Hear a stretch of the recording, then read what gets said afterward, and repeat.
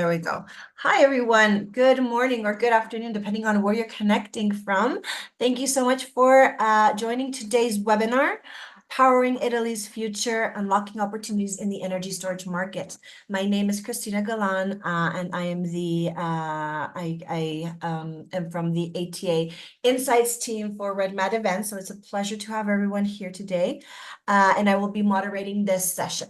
We do have a couple of housekeeping rules before we start, but later on we will move on to our stellar speakers today. This is the first webinar we have to promote our event of Red Mud Storage Italy, taking place the 2nd and 3rd of April in 2025 in Rome.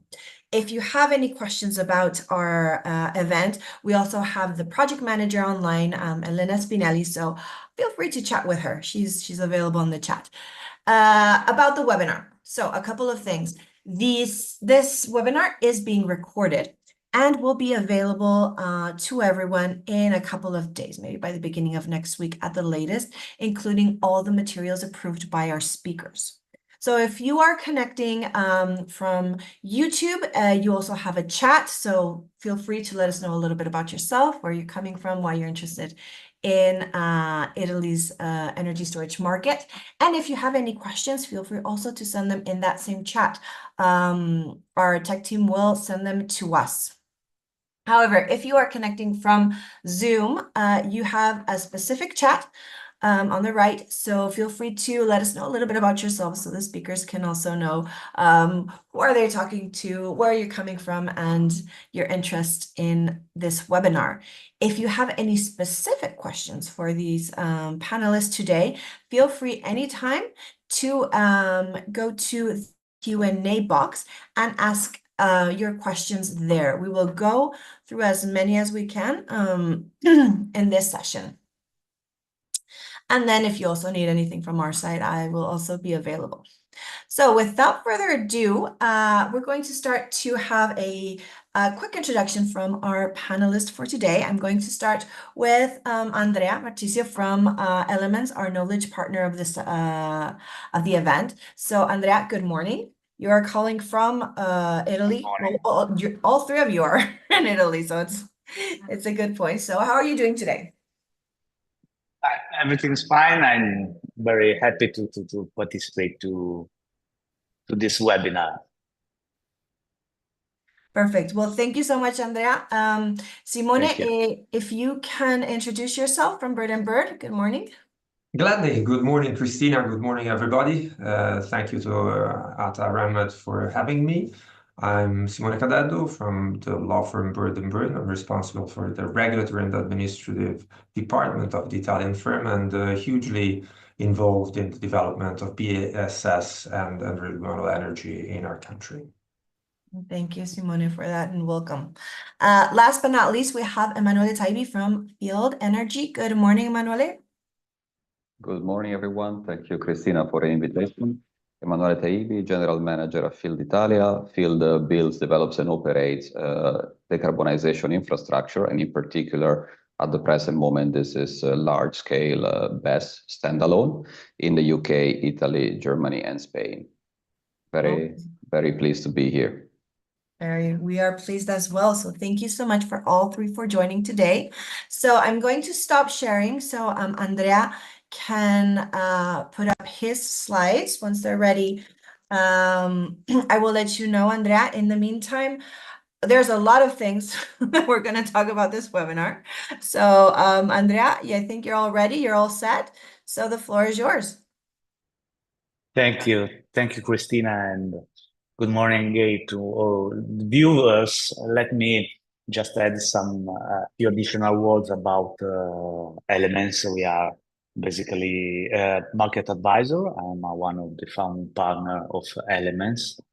And we are actually one of the most influential market advisor in Italy. We are supporting the main players starting from the very beginning of the BESS business in Italy. So starting 2019, where the first auctions of that is of Terma has been promoted for storages, the so-called fast reserve auction, but we are now entering in a new phase for storage development. We provide as Elements strategic regulatory analysis, revenue projections, so with our quarterly reports, and we provide commercial due diligence, of course, as a consultant trusted by operators, by banks. But I want to start from an old but gold slide where we also in a past event of RENMAD Storage Italia I presented, because it's still worth to present in order to introduce the main revenue models that are now in the Italian BESS sector, which are the merchant on one hand and the BESS auction model on the other, and it is now known and as MACSE. Well, just let me quite quickly point out the differences between the two models. Of course, the merchant model is based on the arbitrages on the energy market, so they are ahead intraday, but not under the BESS auction, the MACSE participation, no revenues are allowed on the energy markets. It's very constrained. And it's on the ancillary services market, there are no relevant constraint for the mentioned models. Of course, it depends on which ancillary services the asset can be qualified according to the Italian regulation, the balancing service and the secondary reserve, and other services will be added in the future according to the next future, according to the reform of the dispatching services. But still on the MACSE model, there is a significant constraint, because the asset is allowed to participate to the ancillary services mechanism, but there is also a clawback mechanism that provides that the operator should give back 80% of net revenues to the TSO.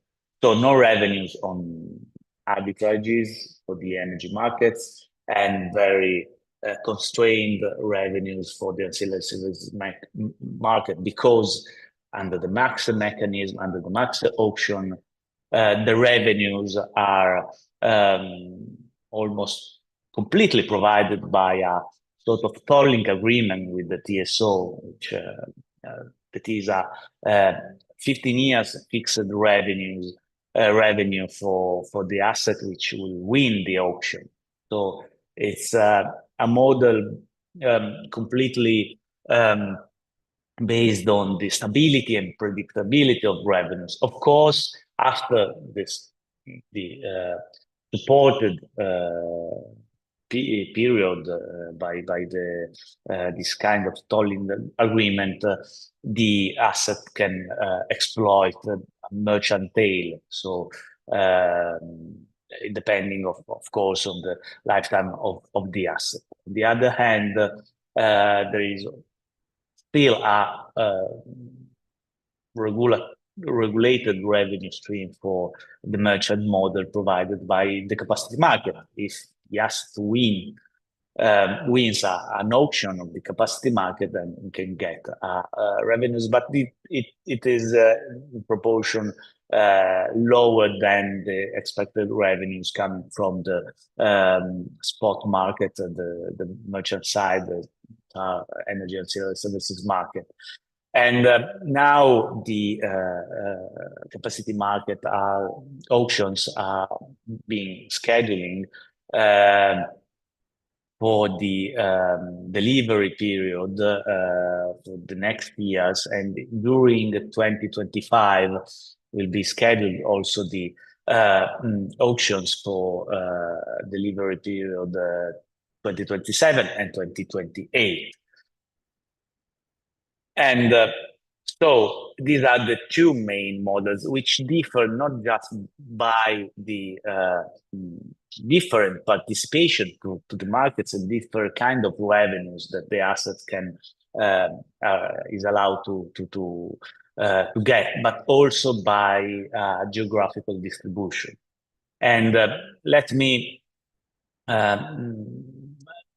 summarize the scenario of the electricity system provided less than 1 month ago by the TSOs, which are the electricity system TSO Terna and the gas system TSO SNAM, which together provided a scenario for the year 2030 and beyond, but we are now concentrated on the scenario for 2030, which where the TSO adjust the last published scenarios with some relevant new features. For instance, the demand has been lowered than a little bit lower than expected in the last year for 2030, but the expected renewable production is always the increase of renewable production is still very, very high. We expect to almost have twice the renewable energy production than 2023.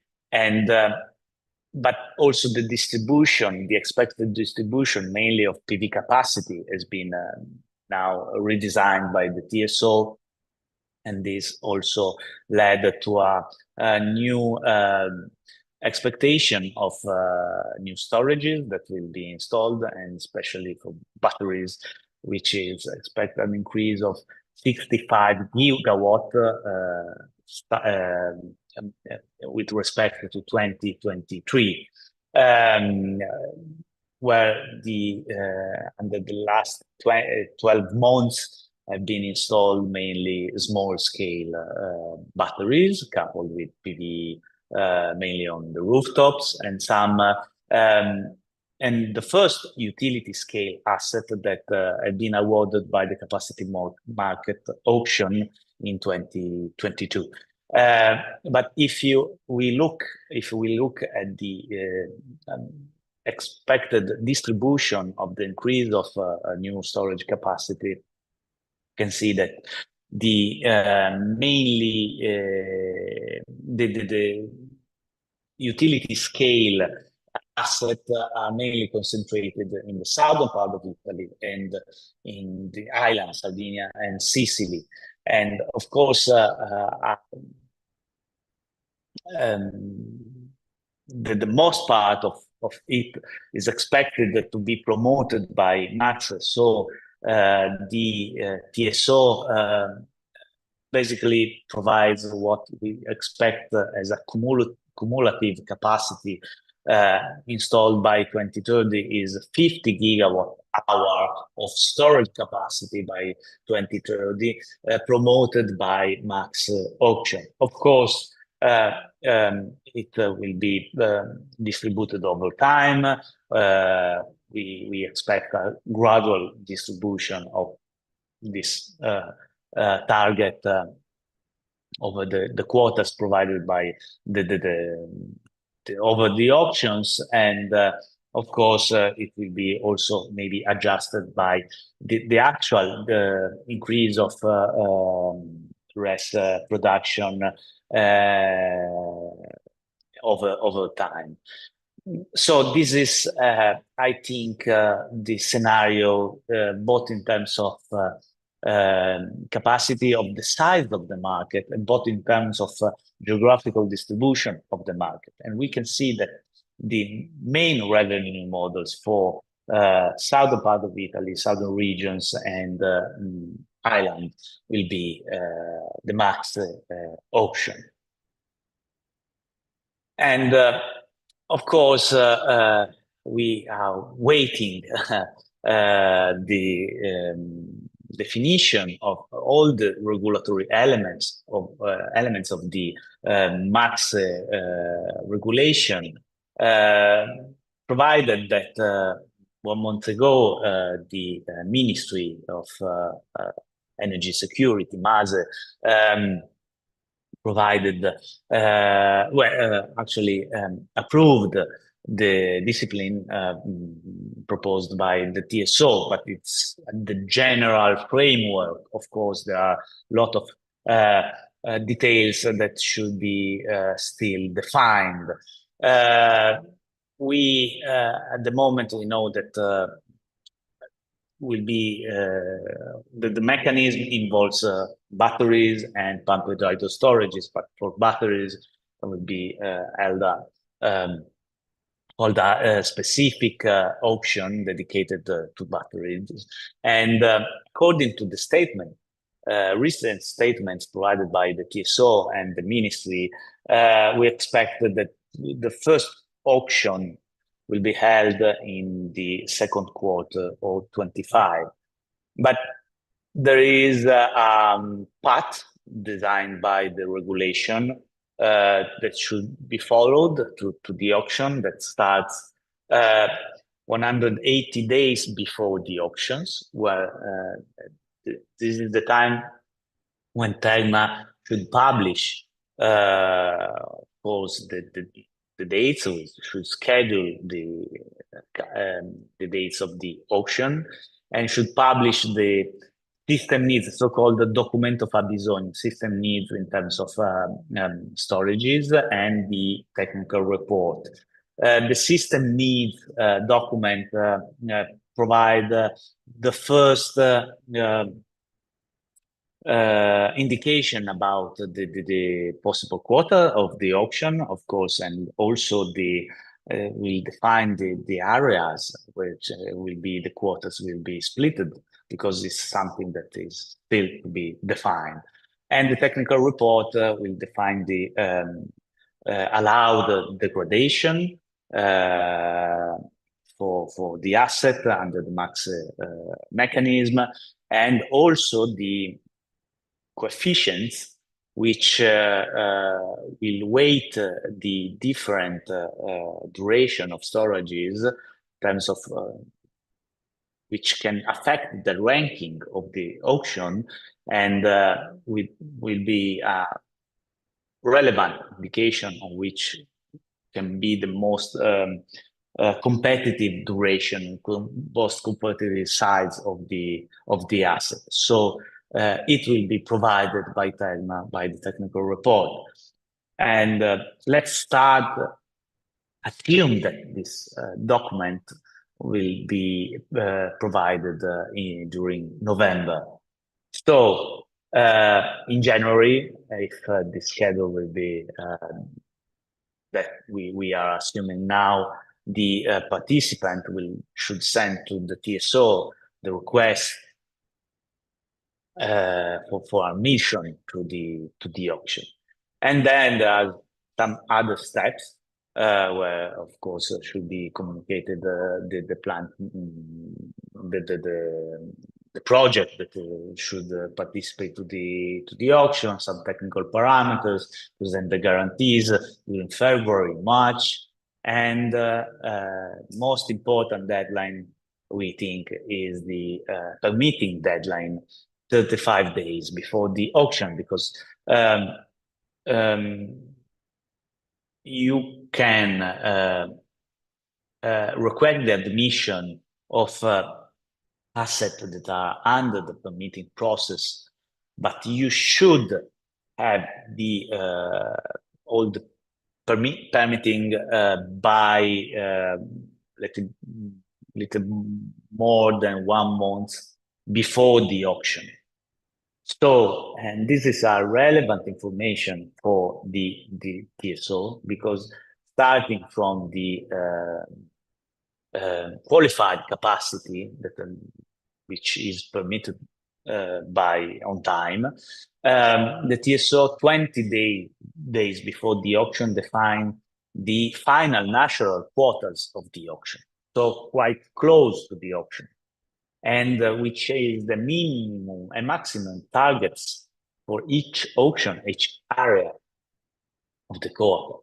So this is the actual demand. Of course, it's something that should be consistent with the document fabbisogni, system need, published 180 days before, but it's also something that depends on which are the permitted capacity, because the quota is also adjusted by the permitted capacity. Then, if the schedule is respected, or in May or in June, the MACSE auction will be celebrated, and it's a single competitive procedure, and the outcomes we expect should be published quite quickly by the TSO, and then 15 days after the auction, the player should sign the contract and pay the post-auction guarantees. And at the moment, we expect the requested COD and requested start of MACSE payment will start by the 1st of January 2028. So this is the expected timeline, at least according to the regulation which define the days, all the things that should be done before the auction and when, and according to we think is the institutional view at which want to provide schedule the first auction by the first half of 2025. But of course, should be confirmed by the TSO itself, and also by the Italian regulatory authority, which should in the next months publish a consultation document about the rules of the auction, but they are almost quite defined, not 100% today. So let me point out that if the quota of the auction will be significant, of course, this would activate a lot of investment, but also it will maybe bring the merchant opportunities in the same areas where the auction should be will be provided by the TSO, because this new capacity led by new investment led by MACSE, of course, can saturate the opportunities, the merchant opportunities over time. But this should also depend on the market scenario that the player expects. So I'm done with my presentation, and I hope to give some also introductory topics and issues that all the other speakers can also go more in depth. Thank you. Thank you. Thank you so much, Andrea. The timing was perfect. And it's a really interesting topic. And we are going to have more webinars about MACSE and its auctions. But thank you so much for setting the pace, talking about the different markets that they are available and how to work. That's kind of what everyone has on their mind right now. So moving on, we have Simone available. It's going to talk about permitting, another very, very hot topic as well, among other things. So Simone, whenever you're ready, you can put up your slides. Sure, doing it right now.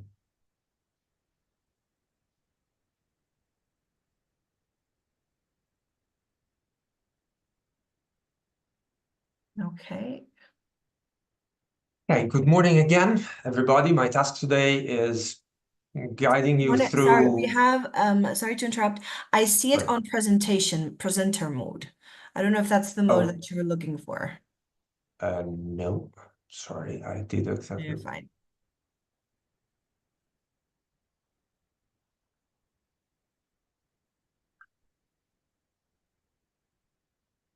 let me stop sharing and share again. Yeah. Just a second.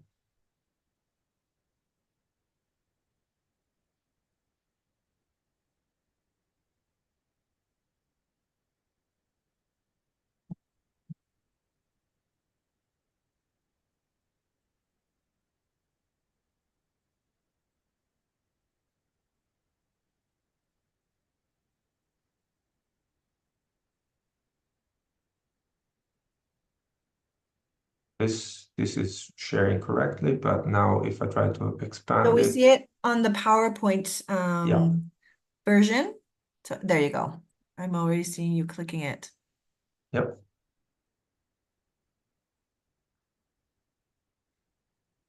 It's not there open yet.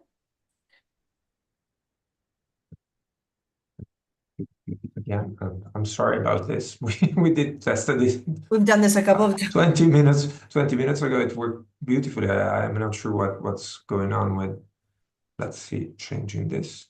This always happens live. No worries. Okay, so let me stop sharing again and let's see If if I not, can we can share it for you. maximize it. No, because I made some changes actually. That would be best if I could share it. Sure. So let me do. Okay, I'm closing it and opening it again. Very sorry about this. No worries. It always happens. Oh, it always happens. When it's live, you've done it 1,000 times, and when it's live, there's always a glitch here. So anyway, while I'm trying to share again, I'll start. So in the interest of time, my task today is to guide you through the main issues and relevant aspects of the Italian regulatory scheme. Concerning BESS. I will not be talking about MACSE because Andrea has already talked about that. Emanuele will talk about that. And as you've heard, there are a number of changes, even though, as Andrea pointed out, MACSE is 95% complete. That might already happen. And I would rather not speculate on how the final version of the auction will look. So my main goal is to see what are the drivers of, okay, here it is, of the regulatory framework that deals with BESS and how they pose, they constitute an opportunity, but also may pose a threat to new investments. So I'm trying to share again. Let's hope it's a good time because I restarted. Okay. So you're seeing it as before. Yeah. Okay. Right? We see it on the It PowerPoint. doesn't. And then it goes like this. Okay, we still see it on presentation mode. If you want, Simone, you can leave it like that, or we can share it for you, because I think that our tech team has the correct, the updated slides. I've made there were a couple of typos that I've eliminated, Okay. so I'd rather go ahead with this one. I apologize for the thing. So,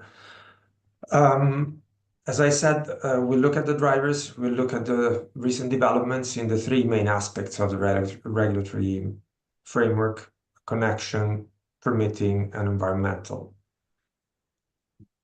In terms of drivers, we've already seen quite a few data, and the one thing that has been interesting to me when looking at what's happening on the market is that while we've seen over the first half of 2024 a decrease in total installations of BESS, the power and the capacity actually installed remained at the same levels of 2023. Why is that? What has happened? Well, we went from a situation in which there was almost an absolute disproportion of residential installations, so to speak, very small, very in huge numbers, large numbers, but very small BSS. We saw the installation of very few but very significant standalone, and this is why one of them even getting to in excess of 800 megawatt hours in the Northeast. So this shows us how important and how significant a driver factor could be, the advent finally of standalone plants utility scale, which we'll see more and more as Andrea has explained in the near future, even though on the medium term, we still see a big number of residential installations, which have decreased because many of them were linked to bonus schemes for residential restructuring or new development, and those have sort of been curtailed by the government. Simone, sorry to interrupt. I have Amin here who says press on display setting top left. Maybe that gives you display on the top left. Show taskbar display settings. Yep. Swap presenter view and slideshow. Maybe this works. Perfect. Yeah. Apologies again. Thank you for the IT help, so we can go on with this. Yeah, it's probably my fault. I have two screens. I'm sorry. A lawyer with two screens. So the other factors, of course, there is the traditional factor in the development of BSS, which is the growth of non-programmable production plants. But interestingly, there is also an exponential growth of energy-intensive installations, such as data centers. If you look at the data centers might be a very important driver, and this might have a regulatory impact. But in terms of the real drivers from a regulatory standpoint, they're easy. Apart from the incentives, which we'll not talk about, it's the first and almost most single most important factor is the stability or instability of the authorization framework or the regulatory framework in general. And BSS is interesting because we have almost two separate paths to the authorization of installation of BSS, the standalone and the one connected to a RES plant. And while the standalone has enjoyed a relatively stable story, hasn't been changed since early 2023. I said relatively because that in Italy is stable, but it's a very good thing. The association with RES might be influenced by the fact that the RES framework has been changing quite frantically over the last few years and months. So you have to look at both sides and see, but what is your interest and where the issues are. But the good thing is that the standalone part seems to remain pretty stable.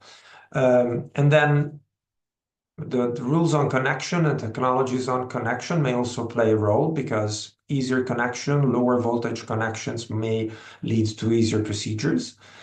But ultimately, another factor that has come up as decisive, and I know Emanuele will be talking about this as well, providing some insights and potential solutions, is the fact that the turnout rate of permits, especially at central level, is becoming a bit of a bottleneck.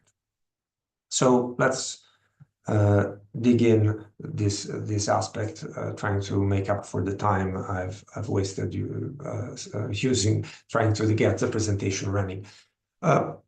In terms of connection, Andrea already emphasized what it looks like, what are Terna's data, the TSO's data.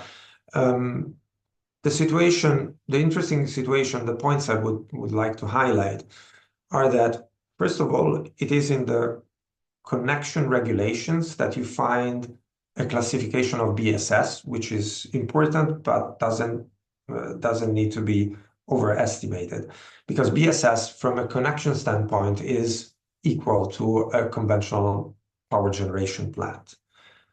Does this make by all means a BSS a production generation plant?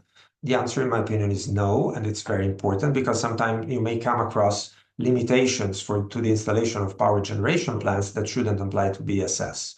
But we've come across, especially local administration, looking at regulations on connection and starting saying that there are limitations on urban zoning planning or landscape protection plans that prevent installation of power generation plants should also apply to BSS. That is not the case, and that's something to look out for. And in terms of new solutions, it's the interesting stance that the TSO has taken and requires a bit of attention, is that they're trying to push forward connections that are still high voltage, but not at the higher end of high voltage, which makes it much easier to avoid unnecessary environmental impact assessments, which would be triggered by high voltage power lines in excess of 100 kilovolts. But Terna is working hard, it's been a couple of years now, on promoting the 36 kilovolt connections, which might be very efficient and from a regulatory standpoint are actually much more easier to manage in terms of authorization. Moving on to the core of the regulatory framework issues, the permitting part. I mentioned the fact that there is this, I'm calling it the fundamental law, because it's a very old law decree with a couple of commas that has been there since 2002 and actually contains all the main rules for the authorization of BSS. What's happening on that? On the one hand, BSS is not a production plant, even though it's considered as a production plant for connection purposes. So it's not impacted to what in Italy we call the suitable areas saga. Now, I don't have the time to go over it. I hope or quite a few of you have an idea of what I'm talking about. But suffice to say that the Italian government had passed legislation to make certain areas more easier to manage in terms of authorization of renewable energy plants. And recent changes in that field have made those areas as a sort of contention between the central government, the regions, and now we're seeing some kind of pushback due to the fact that the simplification and the multiplication of these suitable areas had spurred a large number of applications for new plants.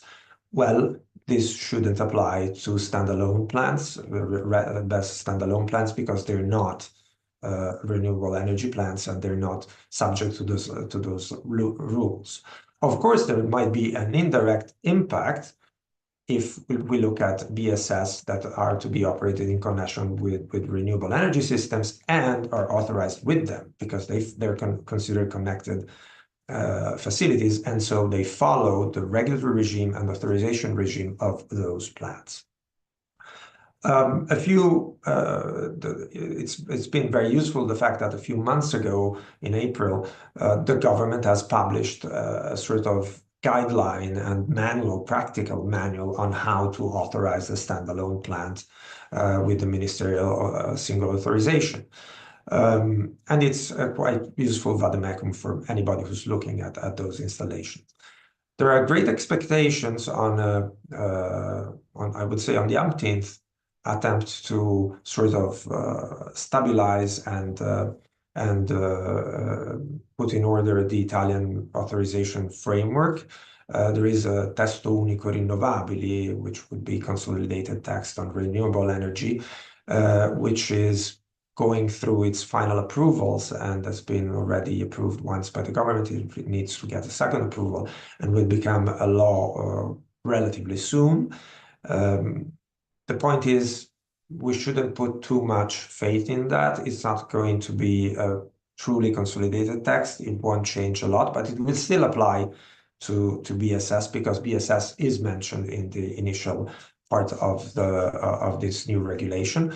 It will redesign with slightly changing them the sole authorization, the municipal PAS simplified procedure, and therefore will apply to BSS when those procedures are applied to BSS. However, it's still too early to tell what the actual impact will be because we don't have the final text, and most importantly, we don't have the attachment to that draft piece of legislation that contained certain very important clarification. The good thing is there is no terribly negative change we've seen in the draft, and we could expect the regime for standalone to remain largely intact.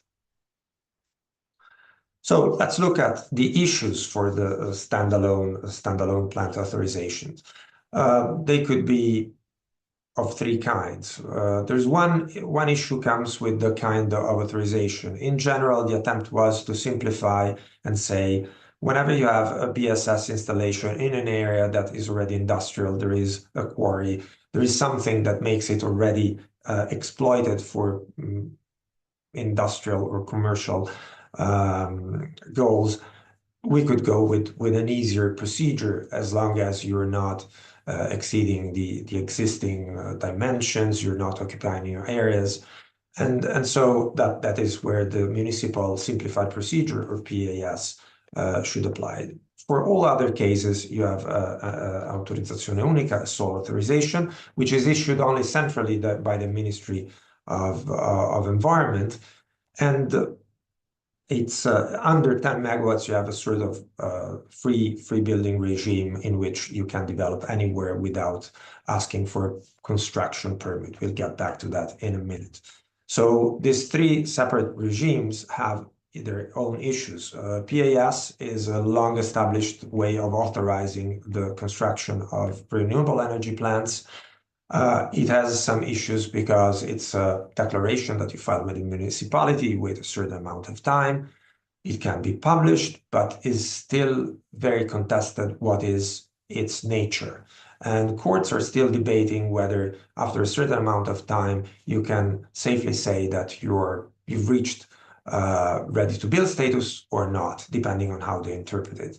Unfortunately, Testo Unico Rinnovabili was expected to solve this. We even had a chat with somebody who was involved in the drafting, suggesting that they would do it, but so far, as far we understand, they haven't. Then there is also some issues are linked to the fundamental law and the way they define which kind of installation, of BSS installation, goes under the simplified procedure and which goes under the Autorizzazione Unica. Of course, if you go for the Autorizzazione Unica, you can't go wrong. On the other hand, there are definitions that are quite tricky that all revolve around the area definition. So parts of the legislation talk about plants within the same area of industrial plants, which wouldn't translate immediately in all plants in an industrial area, simply because you might not be looking at the zoning area, but at the actual surface occupied by the plant. And how to define it, well, that's a gray area that would be a good thing to clarify.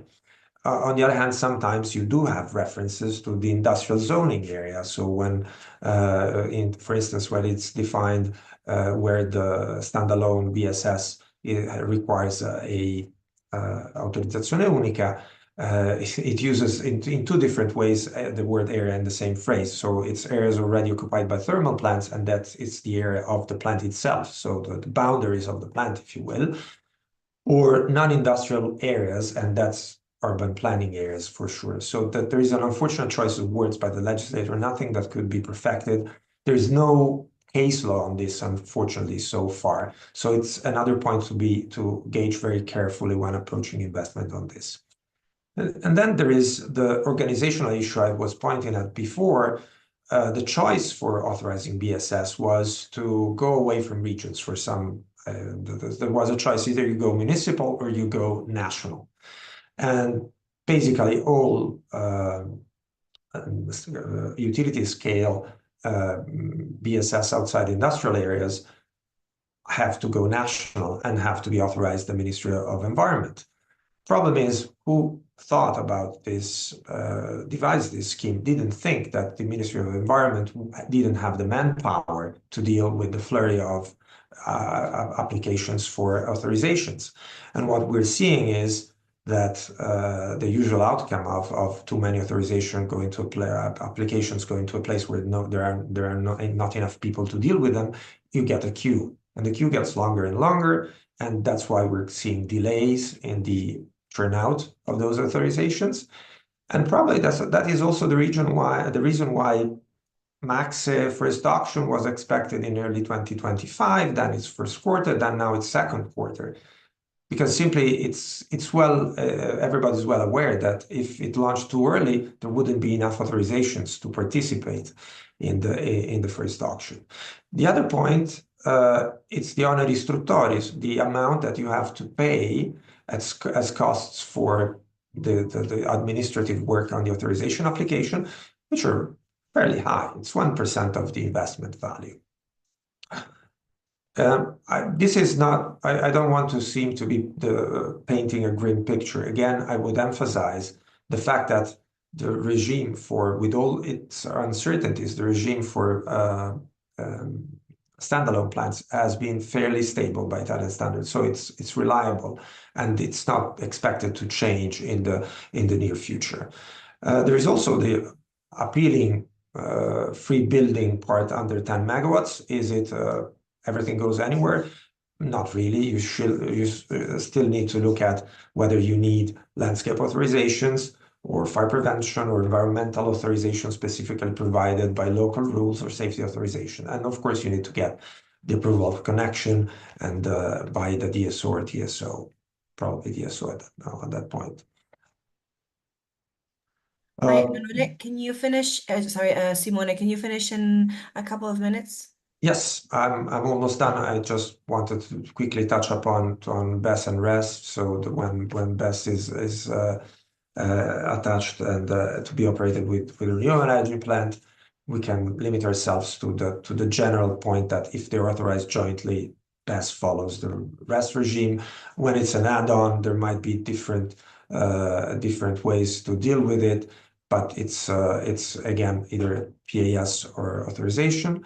In terms of environmental, BESS installation per se remain, and that's also a good point, not listed as subject to mandatory environmental impact assessment or screening by national legislation.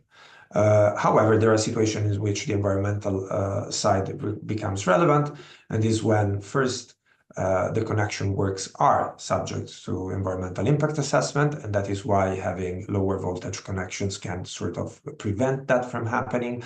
Or when you're developing and authorizing a generation plant with a BSS, at that point, if the generation plant is subject to environmental impact assessment, the BSS will get into the same process. Finally, there is an exemption that was expected to expire last summer, but has been extended to 2025. So for projects that undergo strategic impact assessment and strategic environmental impact assessment, they're exempted from environmental impact assessment until June 2025. That is all from my side. Apologies again for this slide mishap. Well, thank you so much, Simone. See, this is why we all need to go to the event, because we don't have enough time in a webinar to put everything in a very condensed hour. But thank you so much for setting the tone and giving us these important facts and data. So moving on to Emanuele, whenever you're ready, you can share your slides. Also, Simone, you have questions that people are also asking. Andrea has been doing his homework. I can tell. So in the meantime, because I don't think we will have time for questions, but you can also answer them by writing them down. So Emanuele, thank you so much. You are all set. Thank you again, Christina. I'll try to be quickly running through my slides and trying to give some food for thought, really not trying to answer questions here, but to create maybe some opportunities for reflection. And of course, we can take some of those in the Q&A box or offline afterwards, or at the event, as you said. Brief introduction on Field. We develop, build, and operate decarbonization infrastructure. As of today, this is mostly standalone battery systems. We have operational assets in the UK, already 3 of them, and we have the ability of trading our own assets through our own optimization platform. What do the batteries do? At the moment in different markets, but in particular in the UK, where we have operational experience, what you call in Italy as a time-shifting product or so-called arbitrage is an energy piece of what the battery is doing.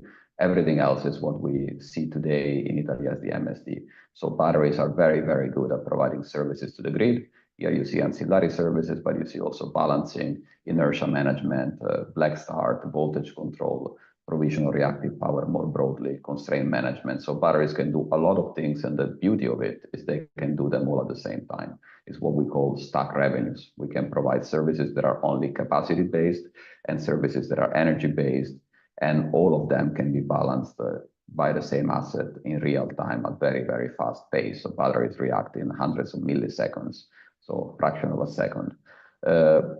This is to say these are assets that are very capable. They can do many things, and it's important that we take opportunity when we design new mechanisms to make the best out of technologies. So this is a slide from a presentation recently made by Herrera about the new TIDE. And as you can see here, some of these orange boxes are reflected in what we see coming in Italy. It's not yet there. 1st of January 2025 with the new TIDE. So we have great expectation that Italy will move towards a more European ENTSO-E compliant set of services that are ideal also for batteries, but especially for consumers to get a reliable system at a lower cost. Coming to the case for storage in Italy, I think I was expecting this slide to be skipped because somebody else might have presented, but I think this is somehow one of the elephants in the room. So the scenarios that were presented in 2022 made the case for where people went to develop assets with the MACSE in view. At the time, it was called Article 18 of the LGS 210/2021, or simplification decree. It is now called MACSE, and it is changed also in terms of what the quantities look like. In particular, the majority of the development, I don't have the slide today, but all of you are familiar with the distribution of grid connection requests presented by Terna in numerous occasions. A lot of the requests have gone to South and Sicily. And in the new scenarios released last month, the two major decreases in storage needs are in South and Sicily, where the majority of the systems have been developed. Interestingly, there is an increase of need in Sardinia. There are very good technical reasons for that, but I guess, as Simone was saying, you all know what's happening in Italy. And I saw a couple of days ago a beautiful chart from Elemens, from Andrea's team, that shows once you do the mapping of the constraints that have been introduced by the Area Idonea in Sardinia, you basically have nowhere to put anything renewable in Sardinia. So I hope this is going to change. It is already being challenged in court, but this is another topic. What is important for battery is we need more batteries, but without PV, we don't really need more batteries because the batteries have been designed to time shift PV. They also do services that are essential in Sardinia, not being a synchronous area, unlike the rest of Italy, but that's not the 14 gigawatt hours you see here. The other and last point I wanted to point out about the change between the scenarios is the one on the left is Terna and SNAM taking the EU regulation on Fit for 55, which by the way is not the last. The last is REPowerEU, which is even more ambitious, and cast it down on a top-down approach in where it would be sensible to develop and build this capacity in Italy. The one on the right is Terna and SNAM taking the Italian PNIEC as it's been updated and translating that into scenarios. So essentially, the one on the right is based on Italian policy. The one on the left is the overarching EU policy. As you can see, there's been some changes. Most notably, there's been more PV put in the north instead of in the south, which reduces the need for transmission capacity and for storage. So let's see how we expect batteries to make revenues, hence to be built, because without revenues, they will not be built, which is an important point in the Italian market, given the current status of policy and regulations. So I think this is a very nice chart I take from one of the consultants, Taimera in this case, that shows different ways of looking at it. It was very well presented already by Andrea, so I will not go too much into the details. The main point I want to make there is that 100% MACSE asset is very good for debt, but very boring for equity investors that still take technology risks.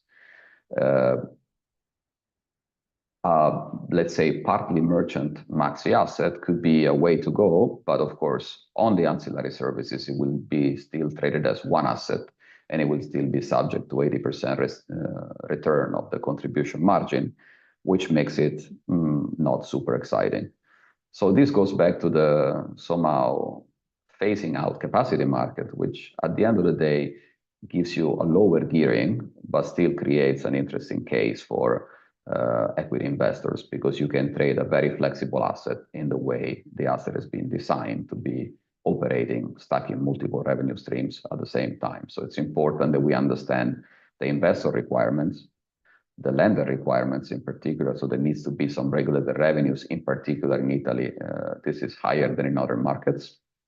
And then finally, there is some equity risk that remains. In particular, we have to make sure that we work with OEMs and EPCs to discharge some of those risks, because this cannot be debt risk, there will be equity risk. And this is not an equity risk you can cover with this gray little high case from MACSE. You need something more, because these risks are, of course, something we operating assets are familiar with, but they cannot be discounted as a small fraction of the revenue stream. So this is a slide I borrowed from one of the presentations from Terna. In particular, I was in the room at the IEA in Paris when this was presented, and I would say that was the most popular slide of the week, probably, because it was showing a mechanism that is unprecedented compared to other jurisdictions. In particular, this chart shows that the whole idea behind MACSE is, of course, de-risking and lowering the cost of capital for storage. It is also solving market failures, but essentially is transferring renewables, the green part, and grids, the, let's say, light blue part, and finally storages to the regulated asset base. So all this part is now part of the fixed component of the electricity bill, and the yellow part is decreasing significantly, which of course, in the wake of 2022 price spikes, reduces the volatility of tariff.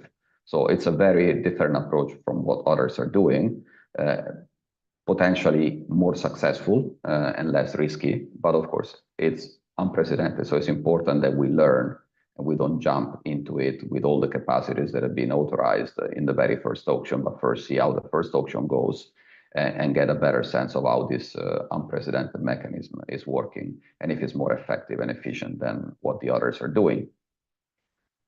Three outstanding issues, just food for thought again.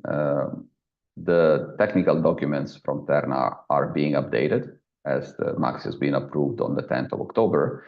And so in my view, there's still an opportunity for fixing three things. So if I have to choose three, number one is 8 hours, what we need today. So you see on the top, this is a chart from a report I worked on in the past at IRENA. So do you really need 8 hours today? If you look at the spreads, how many hours do you have a day where you reach zero prices? And can this be a progression towards 8 hours, or does it have to be 8 hours today, which seems to be a bit early compared to what the other markets with a lot more renewables are deploying? Number two is degradation. That's a chart from real world testing of batteries. These are 4-hour batteries, LFP, so the standard of the market. Degradation at the moment, until updated in the Terna MACSE technical documentation, is 1% per year. As you can see, this is not achievable with current technology. It is just a very optimistic number that would cost significant additional CapEx investments for developers to meet. So the recommendation there is to look at what the technology looks like today, and then have a degradation curve in line with that. And then finally, returning the contribution margin has many problems in terms of what happens on the MSD and the new TIDE once you have so much capacity offering on MSD with a limited potential upside.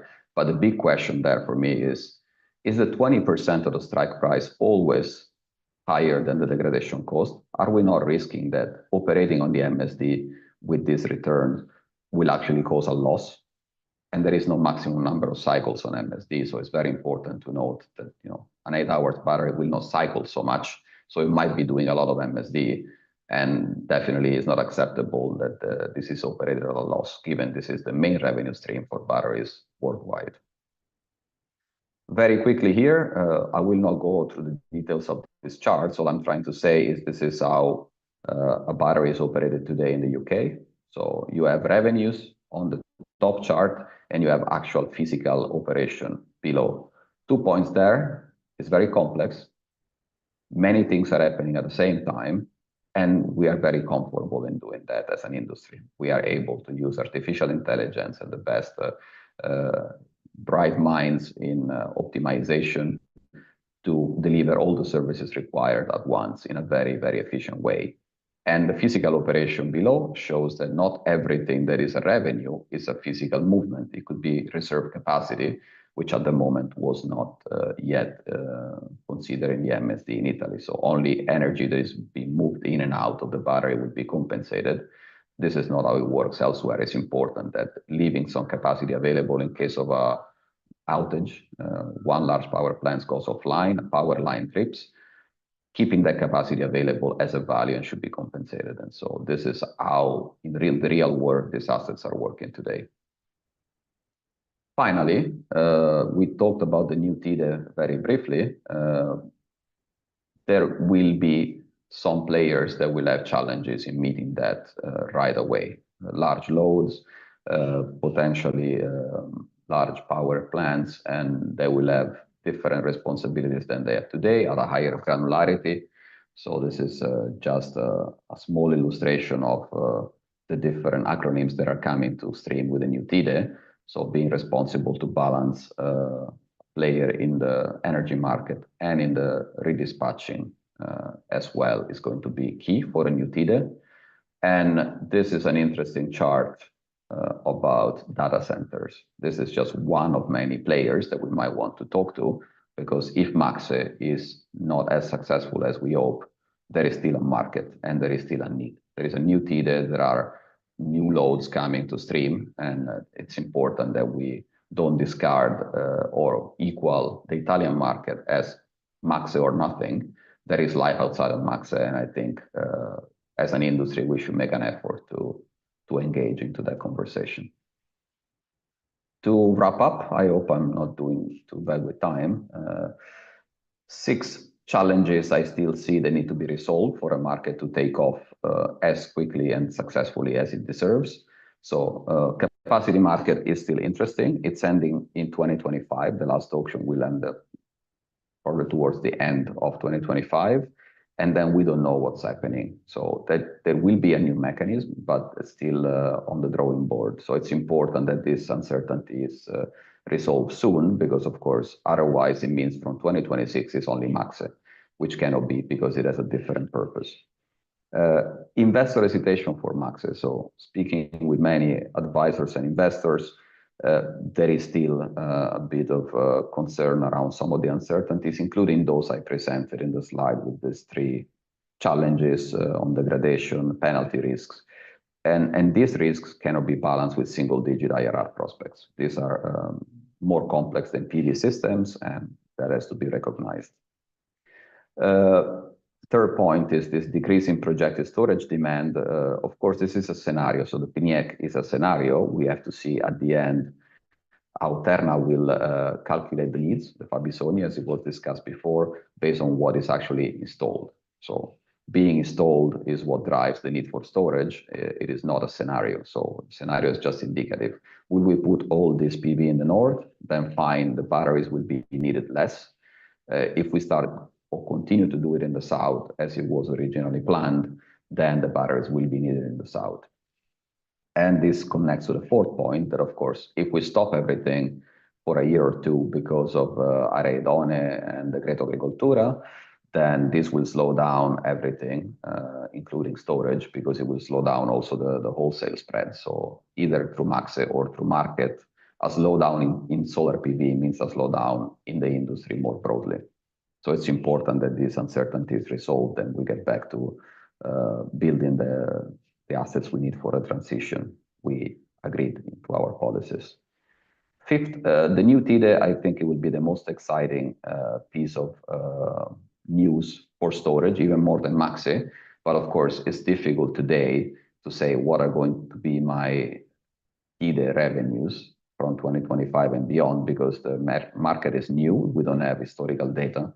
And so we are discounting quite heavily revenue forecast, probably unfairly, but also understandably, given we don't have a track record and the MSD as we used to know it is coming to an end with very low volumes and very low revenues, which in theory should change with TIDE, but it's not guaranteed. And then finally, one of the most important points is MACSE could have interesting merchant upside for equity investors, but we need to fix how the MSD is treated to make sure that this is possible. Otherwise, it will be MACSE or no MACSE, rather than MACSE with some merchant tail and some merchant capacity reserved. Because at the moment, the way the MSD is treated as a single asset is not very appealing. Recommendations, and this is my last slide. Some investors can cope with slow-paced market and lower IRRs to a limit, and also some transaction costs that in Italy are generally a bit higher. What cannot be tolerated, and this is World Bank typically giving this message globally, not to Italy, but to any country that wants to develop a market, is that uncertainties and retroactive policy changes are what kills a market. So key point is to keep going in the right direction without stop and go and without retroactively changing policies, for instance, for projects that are already authorized or into authorization. Permitting, very briefly, we spoke about that. I think the ministry is doing a fantastic job given the limited resources to clarify and develop the framework and review the projects. But of course, in theory, this should be done in 60 days. And if we are lucky, it takes 1 year now. It is fully understandable. I think the suggestion there is a significant amount of money going to the ministry in administrative fees from the likes of ourselves. This can be used to hire more staff and some advisors to speed up the permitting and basically get the market back on track. Third point, we saw in some of the slides, these are very complex assets that can do many things beautifully and at once. Please let us use the assets for their full capabilities. My typical analogy is, we are building Ferraris, please don't use them just for groceries, you can do something more with them. Because however you design the market, you still have an asset that responds in 100, 150 milliseconds at full capacity. You can do many things with it. A point between the lines there of the MACSE, which might be clarified, is what happens in the intraday. So the time shifting products, in my understanding, are day-ahead products. But between the lines, you can also read that Terna can redispatch them at any time to basically take care of the balancing market using MACSE asset, which of course will have a massive impact on volumes and prices on the intraday market, which is of course going to disrupt an already small and nascent market.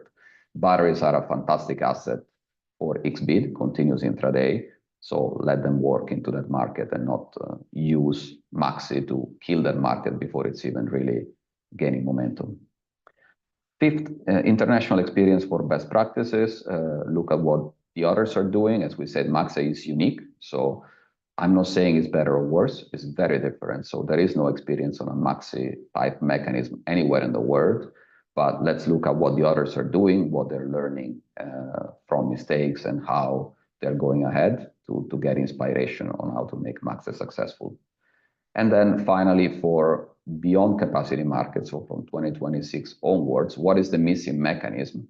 I think the EU has spoken about that already a couple of years ago, and that is to create a level playing field for flexibility, and in particular, clean flexibility, as this would be the complementary part of the market to the energy market. So you have electricity and you have flexibility more broadly. That means some assets like batteries, but not only, can provide adequacy, flexibility, and system security in a very, very efficient way. If you design a very modern market in that direction, you will have a good competition and low prices that will make the best out of the technologies we are deploying. Thank you so much. Thank you, Emanuele. Thank you so much for that review. And unfortunately, we don't have time for any questions, but I wanted to thank the panelists. I've seen that you've been answering as many questions as you can. However, we will send them to our panelists. So if they would like to reply privately, they can do it. So however, no worries, because we were going to have more webinars where we're going to discuss many of these topics that we've seen and more in detail. But I think it was a great and excellent webinar to set the tone and give the overview of what we need, because we know that this is a very interesting market with tons of potential, but there's also a lot of uncertainties happening. So I wanted to thank our panelists for today. Thank you so much for being here, for explaining brilliantly what's going on, giving us a bigger picture. We are looking forward to see what's going to happen in the coming months, which seems that there's going to be a lot of changes. It's going to be kind of like a soap opera. We're going to be everyone clinging and seeing what's going to happen. But thank you everyone as well for joining today's session. We will see everyone very, very soon and the rest of the webinars, and we hope that everyone has a great day. So thank you.